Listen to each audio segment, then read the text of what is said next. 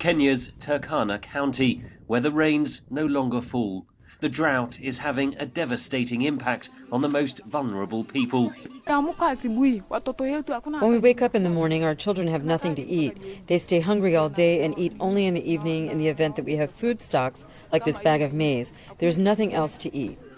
The Overseas Development Institute report combines data on disasters, climate change and child poverty for the first time. Usually after a disaster, we hear about a number of people who've died or economic losses, but we don't tend to hear about what the longer-term impacts of the disaster are. And this research is really exciting because it looks at the impact of disasters and climate change on child well-being and longer-term development outcomes.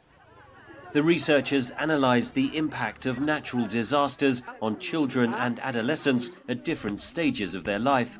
Disasters are more likely to affect the most vulnerable groups, and disasters can also widen existing inequalities that are within society. So if I give an example, if after a disaster a child may be pulled out of school in order to help support the family and household, but this may have an impact on their educational achievement, which longer term may then influence their employment opportunities. The study also looked at the impact of flooding events in Bihar state, India. It found that chronically poor mothers had fewer prenatal visits in disaster-prone areas than elsewhere. Diarrhea prevalence was also higher, while fewer poor adolescents were enrolled in school where natural disasters were common. And it's essential that governments and global actors help to promote systems and services that can support people in these events.